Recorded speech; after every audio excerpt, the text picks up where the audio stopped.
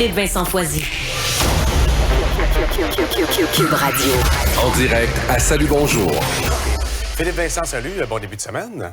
Salut Gino, salut Georges. Allô? Alors, dans les dernières heures, il y a finalement eu une forme d'entente, un accord à Montréal pour la COP 15. Oui, enfin, bonne nouvelle. Enfin, on s'est entendu sur quelque chose d'assez large en termes d'objectifs, mais au moins, on a une entente. 30 du territoire protégé, le terrestre et maritime, d'ici 2030. Ça arrive vite, ça va être compliqué.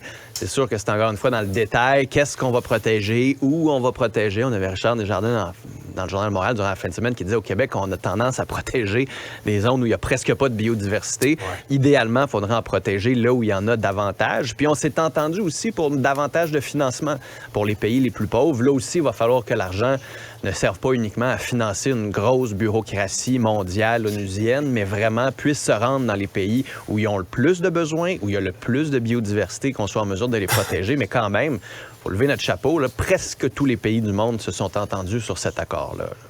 Enfin, c'est positif. On va souhaiter maintenant que ça se mette en place.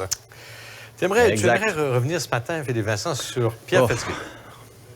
Oui, qui a fait une sortie contre un journaliste du Journal de Montréal qui lui posait une question sur un don qu'il a fait à l'université HEC. Posait une question en disant c'est quoi, ça envoie quoi comme message pour les autres universités? Et là, Pierre Fitzgibbon est sorti sur Facebook pour dire que cette sortie était agressive, qu'il était en mission commandée. Puis je me dis, il y a comme un mythe à la CAQ, là. Souvenez-vous là, de la députée qui disait son enfant a commencé à marcher quand elle a vu François Legault.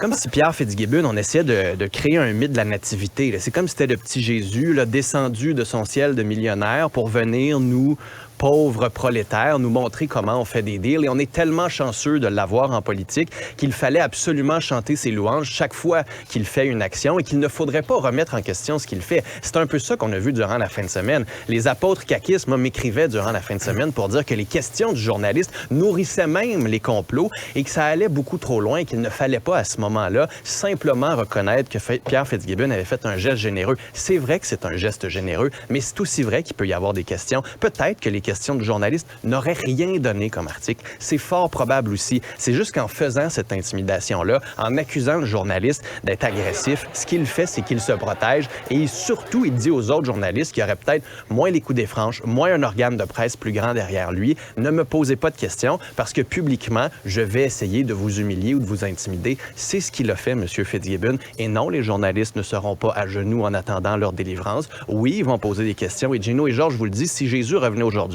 je suis sûr qu'il y a des journalistes qui lui demanderaient pourquoi vous avez changé l'eau en vin. Pensez-vous pas qu'Éduc Alcool dit que la modération a bien meilleur goût et que vous auriez dû faire de l'eau parce qu'on boit pas assez d'eau puis c'est pas bon pour la santé. C'est ça qu'on fait comme journaliste. C'est ça notre travail. C'est gossant des fois, mais c'est la vie.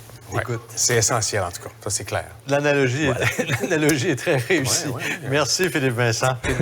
Au mois de juillet, on n'aurait peut-être pas réagi comme ça, mais là, au mois de décembre, c'est parfait. Là. Noël s'en vient. Noël s'en vient. Cube Radio.